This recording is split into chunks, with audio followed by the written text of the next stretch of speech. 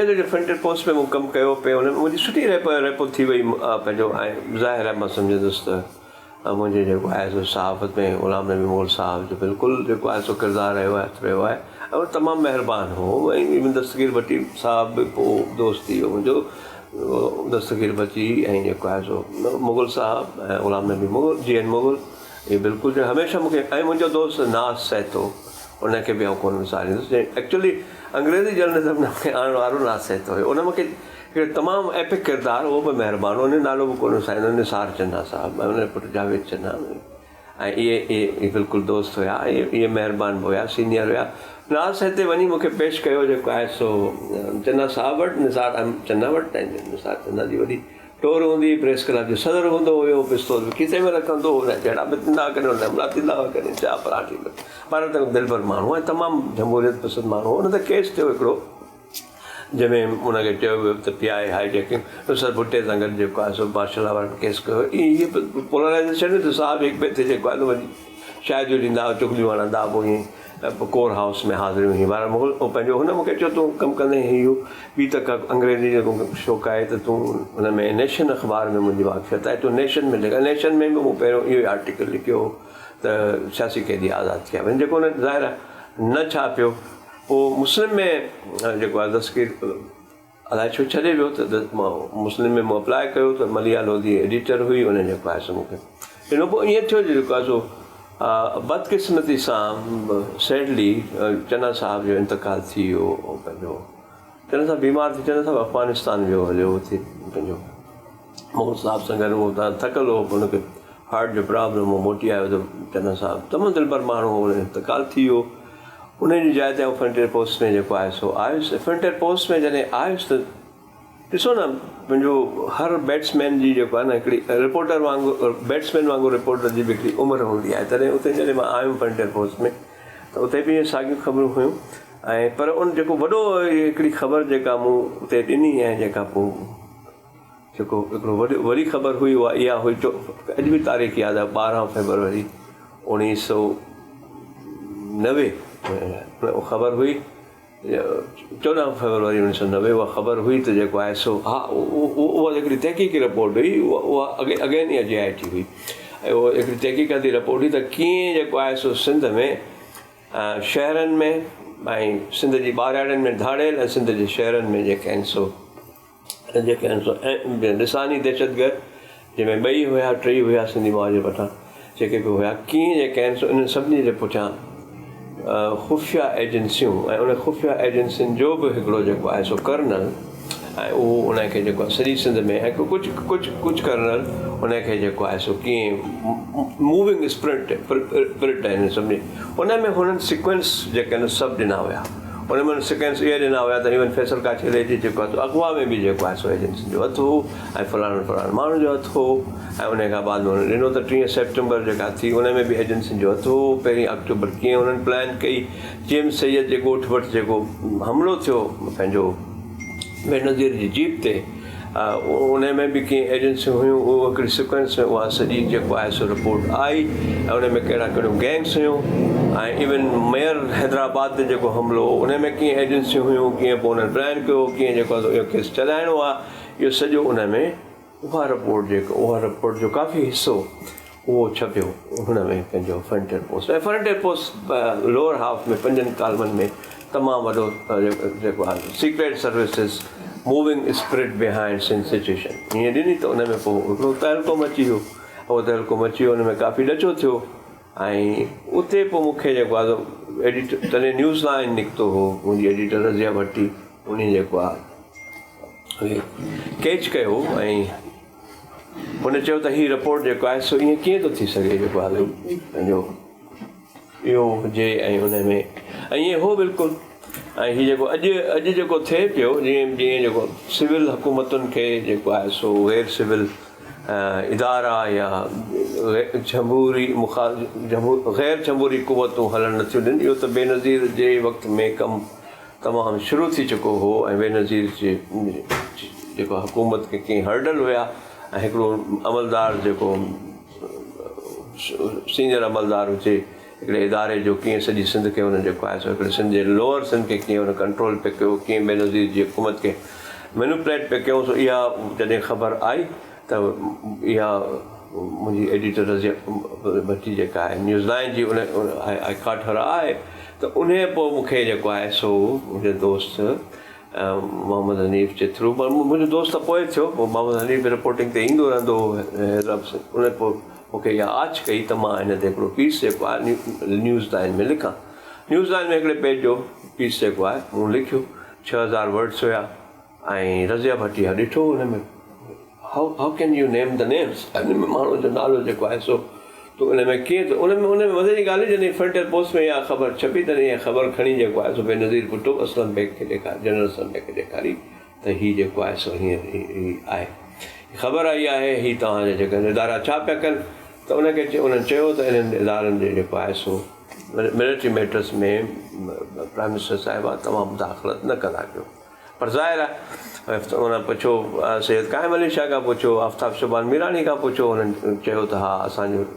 जेके आहिनि सो पंहिंजो जेके सिविल एजेंसियूं आहिनि असांजे मातहत उहे बि इहे रिपोर्टूं ॾियनि थियूं, हीअ बिल्कुलु माण्हू आहिनि जेके सिंध सिचुएशन ख़राबु कनि था।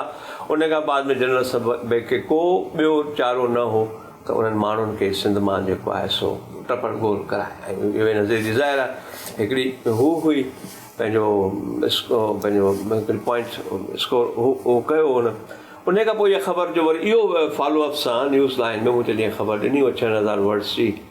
त उन में तमामु हू असांजी जेके रज़िया भट्टी एडिटर हुई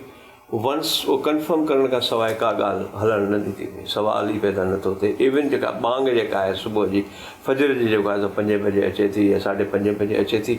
उनजो सही एक्यूरेट मिंट केरु उन लाइ हू जाॻंदी हुई, उहा अज़ान ॿुधी उन खां पोइ जेको आहे सो लिखंदी। उहो चवंदी जंहिं ख़बर जो मतिलबु केॾी बि ख़तरनाक केॾी बि सुठी ख़बर हुजे जेकॾहिं तव्हांखे यकीन कोन्हे उहा किल करे छॾींदासीं, ड्रॉप करे छॾींदा। त हुन पुछो जेको आहे हिकिड़ो सीनियर हुयो पिंडी में ऑफिस माण्हू, उनजो दोस्त हो, उन खां पुछे त हा हीअ जेका आहे वाक़ई ईअं थिए पियो सिंध जी सिचुएशन जे पुछां इन्हनि माण्हुनि जे लाइ हर मैस में जेको आहे सो इहो ज़िक्र आहे, हिन रिपोर्टर जो बि ज़िक्र आहे। उन खां बाद में वंस शी कंफर्म उन खां पोइ हुन जेको आहे सो न्यूज़लैंड में इहा जेको आहे सो ॾिनी। पोइ ईअं मुंहिंजो जेको आहे सो उन खां पोइ हर ख़बर हर जेको आहे पंहिंजो स्कूप पोइ स्कूप करणु लॻुसि। स्कूप इन न करणु लॻुसि त मूंखे को नालो ऐं स्कूपनि जो को एडवेंचर हो। मां पंहिंजी उस्ताद जेके मां रूहानी प्रोफेशनल उस्ताद अॼु बि मञंदो आहियां, हींअर बि उन किताबु पढ़ां पियो, उहा ओरियाना फलाशी आहे। उन ओरियाना फलाशी चयो हो त जिते उन खां पुछो हुयो त जेको यूनानी सियासी कैदी आहे जिन सां मिले थी, उहो पुछे थो तूं किथे हुई एतिरा साल, 5 साल जेको आहे एथेंस कैद में टार्चर सेल में हुउसि। हुन चयो मां उते हुउसि जिते जिते जेको आहे सो इंसानियत मुसीबत में हुई, ऐं कलकत्ते में हुयसि, ऐं जेको आहे सो ऐं ढाका में हुयसि, मां जेको आहे सो हनोई में हुयसि, मां साइगोन में हुयसि, मां जेको आहे सो गुलान में हुयसि। ऐं मूं बि इहो सोचियो त जिते जिते बि माण्हू जेको आहे सो उन सां मसइला आहिनि ऐं इंसानी ख़ासि तौरु इंसानी हक़नि जी लताड़ आहे, इहा ख़ासि तौरु जेको आहे जेका बि स्टोरी आहे ऐं उनखे उहे कमु करणु घुरिजे जेको अॼु ॾींहं ताईं नथो कयो वञे, जेको आवाज़ु जिन खे न आहे उन्हनि खे आवाज़ु ॾियणु घुरिजे। ईअं मूं हू स्टोरी बि ॻोल्ही त सिंध में जेके आहिनि सो बेगार कैंपूं जेके आहिनि सो कीअं पियूं हलनि, पंहिंजो जबरी पोरियो वॾेरनि जो निजी जेल। ऐं बदकिस्मती त उहा स्टोरी ईअं किल थी वई त हुते असांजो हिकिड़ो सीनियर दोस्त हो ज़ाहिद हुसैन, जंहिं चयो ईअं कीअं थो थी सघे। ऐं ज़ाहिर आहे ईअं कीअं थो थी सघे त अॼु वॾे हूंदा कंहिं ज़माने में हूंदा टेक्स्ट बुक वारियूं ॻाल्हियूं आहिनि, ईअं न हूंदियूं, ईअं न कंदा हूंदा। उन में थोरो डिले थी त उहा स्टोरी पोइ खोखरनि जे जेको आहे सो कोर्ट ते जॾहिं फ़ौज छापो हुयो, जनरल नसीर अख़्तर अलॻि कहिड़ो कोर कमांडर हो हुन ज़माने में, त पोइ सभिनी अख़बारूं ॾिनी उहा ISPR जे थ्रू कहिड़ी थी। पर उहा स्टोरी मुंहिंजी उन शायदि पंहिंजो इसाक मंगरे सां ऐं शरण जे ॻोठ में बि वियो, सिंधड़ी जे भरिसां जेके ॻोठ आहिनि जिते, ऐं हीअ जेको तर हो सॼो शकील पठाण त पोइ आयो त हीअ स्टोरी खोखरनि वटि बि वियासीं। उतां जो जेको मंगणहार दोस्त असांजो एजाज़ मंगणहार हो, इहे कामरेड हुया डंडिया लाहिर जा, ऐं ॿियो हिकिड़ो मेमून हो, रेडिया बि ठाहींदो हो, सहाफ़त बि कंदो हो। हिमत इन्हनि जे मार्फत मीर मोहम्मद जे ॻोठ पहुतुसि, उते माण्हू त मिलियासीं। इन जो कुझु हिसो जेको आहे अली काज़ी बि चयो त ईअं कीअं थो थी सघे, नासिर ते बि चयो उनजो ख़ालिद करंदो ईअं कीअं थो थी सघे इहो ईअं थींदो हो त महिमान बि रिपोर्ट कराईंदो वॾेरनि खे त भई जेको आहे सो महिमान आयो पर इहो त हिकिड़ो हुन खां पोइ गुलाम उस्ताद जतो ई फलाणी मटीन काचेला इहो उहा हिकिड़ी स्टोरी हुई उहा कई उन खां बाद में फोर्स डिसअपेरेंसिस कई फोर्स कन्वर्जन्स कई एनफोर्स डिसअपेरेंसिस हिकु जाम सादिक अली जो दौरु हा जेको ख़ौफ़नाक दौरु हो उहो फ्रंटियर पोस्ट जो जीअं तव्हां चओ ऐं न्यूज़ लाइन जो उहो मुंहिंजे ख़्याल में फ्रंटियर पोस्ट 2 मैन आर्मी हुई जंहिं जेको आहे जाम सादिक अली सां छेड़ियो हुन में हिकिड़ो जैन मुगल हो ऐं हिकिड़ो आउं हुउसि ऐं हुनजो कराची पहिरियों जा दोस्त हुया शेख ऐं मोहम्मद इलियास ऐं कुझु अरसो इमदाद चांजो ऐं अल्ताफ़ सिद्दीकी इहो हुन सिंध ब्यूरो जेको रहमत शाह आफ़रीदी जो हो ऐं रहमत शाह आफ़रीदी सां उहो ई थियो नवाज़ शरीफ़ जो जेको हाणे पंहिंजो राणा सनाउल्लाह सां थिए पियो पर इहो रहमत शाह आफ़रीदी त हिकिड़ो हा रहमत शाह आफ़रीदी जो मञंदुसि जेको आहे त हुन मूंखे हमेशह अमतायो हुन मूं अहिड़ियूं अहिड़ियूं स्टोरियूं कॉन्ट्रैक्ट्स ते कयूं हुनजो यार इसमें तो तुम ऐसे नाम लेते हो जो मेरे दोस्त थे यार मतिलबु मज़ाक कंदो हो त ज़ाहिर आहे पंहिंजो मलिक मिराज ख़ालिद जी पोइ ईअं इहो सिलसिलो हलंदो रहियो पोइ ड्रग्स ते स्टोरी कई त कीअं जेको आहे सो ड्रग्स जे कारोबार में पाकिस्तान जा वॾा टॉप पॉलिटिशियन बलोचिस्तान जा पॉलिटिशियन्स कीअं इन्वॉल्व आहिनि छो हुन ज़माने में